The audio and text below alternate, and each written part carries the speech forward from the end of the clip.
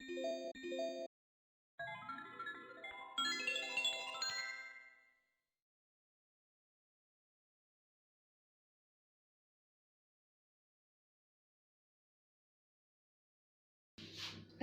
عليكم. أهلا بكم مع وصفات أم ماريا. اليوم أخواتي العزيزات راح نحضر لكم وصفة لحلوى اقتصادية بمقادير مضبوطة، حلوى هشيشة وبحشو جديد وبنين.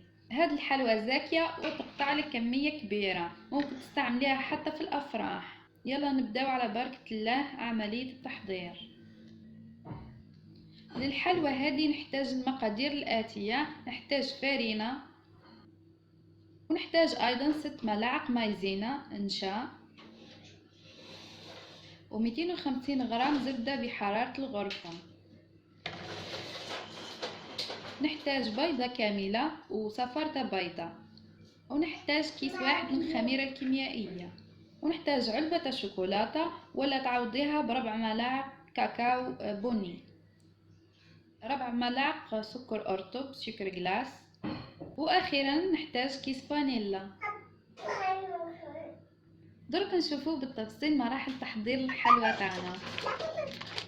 نحط 250 غرام تاع الزبدة تاعي تكون طرية،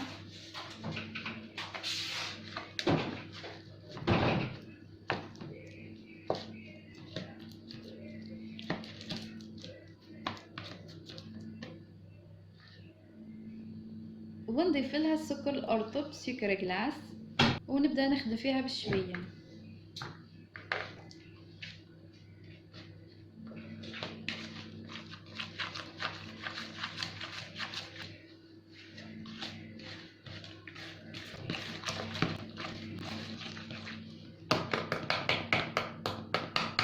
نخدمها مليح حتى نتحصل على قوام كريمي أبيض. ممكن تستعملي الفوي، واللي عندها تستعمل الخلاط تكون النتيجة أحسن وأسرع.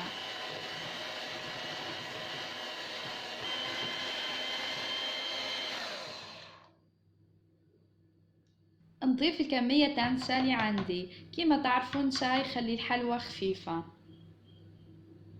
نكهها بالفاني، ونخلط المقادير تاعي بشوية، تقريبا تحصل على قوام يشبه القوام تاع كريمة الزبدة.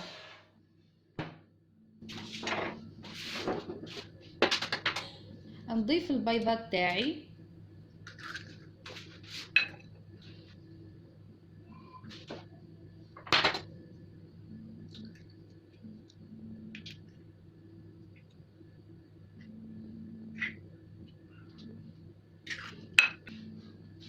ودائما استعمل الخلاط ولا الفويه باه ما تبقاليش الكتل وتتمزج المقادير كاملة، خاصة السكر يكون بارد.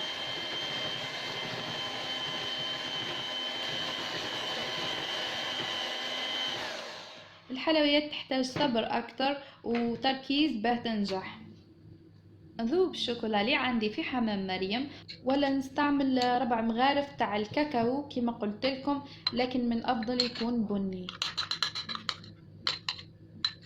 نضيفها للخليط تاعي ونمزجها بالخلاط. تقريبا المقادير تاعنا كامل حطيناها، نزلت لنا غير الفرينة. الفرينة نحطها على مراحل حتى نحصل على القوام تاع العجينة اللي حبتها، ما تكونش يابسة وما تكونش طرية بزاف باش نقدر نخدم بيها.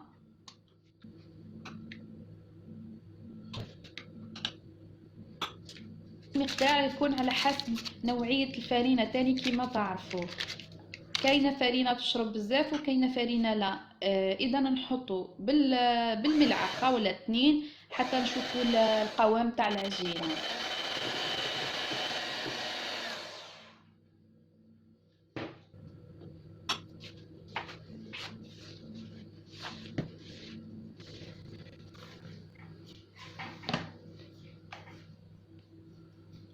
نهز طرف العجينه ونديرها بيدي، نحاول نشكلها كي تتشكل وما تكونش تلصق، تسمى العجينه تاعي راهي هايله والقوام تحصلت على القوام المثالي. العجينه تاعي راهي طريه، لذا راح نستعمل ورق زبده باه نقدر نطرحها بالحلال. انا راح نستعمل مول على شكل قلب، وانتم تقدروا تستعملوا المول اللي تحبوه.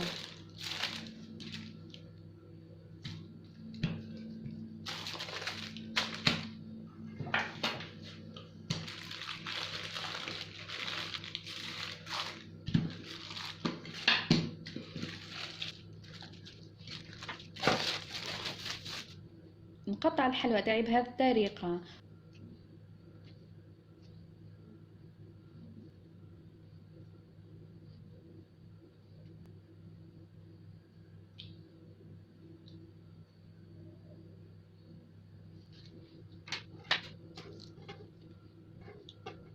ومادام راح نلصق اثنين في بعضهم حتكون شويه رقيقه حوالي نص سنتيم، على خاطر فيها الخميره راح تزيد الحجم تاعها. صينية الحلوى تاعي في الفرن على درجة حرارة 180 درجة، تقدر تديلك حتى ربع ساعة. المهم لما تشوفيها بياضت ومن تحت شوية دوري تقدري تنحيها. هذا النوع من الحلوى تشبه الصابلي، ما تحتاج تطيب بزاف. هذه الحلوى تاعي بعد ما طابت، هذا هو اللون كيفاه جا. درك نروحو لمرحلة تحضير الحشو. للحشو نستعمل كاس كاوكاو ولا لوز، ونستعمل كاس تاع جوز الهند، ونزيدو كمية من حلوة الترك، نخلطهم مليح وحلوة الترك حتى تولي بودر. صدقوني الحشو هذا هايل وحاجة جديدة نستعملها الكثير من الحلويات. وباه نلم الحشو تاعي نستعمل معجون المشمش، تقدر تستعمل المعجون اللي تحبيه.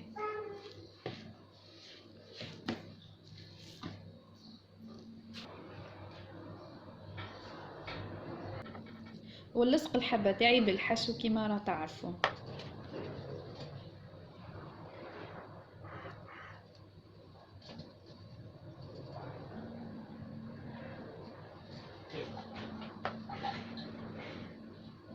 درك ما تبقى لي غير مرحلة التزيين الخارجي بالجلاساج.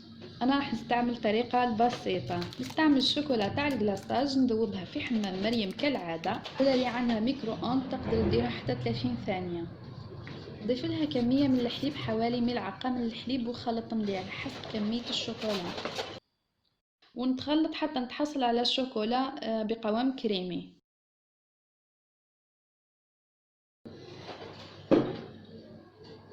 ونضيف لها ملعقة تاع زيت باه تمدلي لمعة للشوكولا تاعي.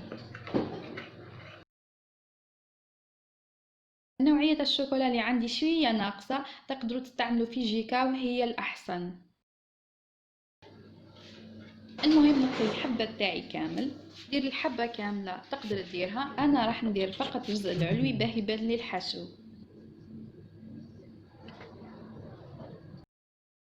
كملت الكلاصاج تاع الحبات تاعي، دوك راح نزينهم. كل وحده عندها طريقتها في التزيين، انا راح ندير حاجه سامبل، راح نحط جوست حبيبات تاع M&M's بالالوان، تقدروا ديروا الديكور اللي يعجبكم. يلا تشوفوا المرحله النهائيه تاع الحلوى تاعنا في طبق التقديم. هذه الحلوى اللي حضرتها اليوم تجي هايله، خاصه اذا درتوا لها كاكاو بني راح تبان الشكل اروع واروع. الحلوى هذه خفيفة بزاف وبنينة، راح يحبوها أكيد وراح تدعيلي. والطريقة تاعها كيما شفتوا سهلة وما تحتاج مجهود لا عقلي لا بدني. إن شاء الله تكون عجبتكم الوصفة تاع اليوم، وإن شاء الله تجربوها وتدعيولي. إذا عجبكم الفيديو تاع اليوم ما تنساوش تدعموني بالإيجام، وبالنسبة للمشاهدين الجدد ما تنساوش متابعة قناة مملكة الأنيقات، على خاطر يسعدنا انضمامكم إلى عائلتنا. وإذا حبيتوا المزيد من الوصفات نخلي لكم بعض روابط الفيديوهات لوصفات أخرى إن شاء الله تعجبكم. نتمنى تكونوا قضيتوا وقت مليح معايا. انتظروني في فيديو آخر. دمتم حبيباتي في رعاية الله وحفظه. سلام.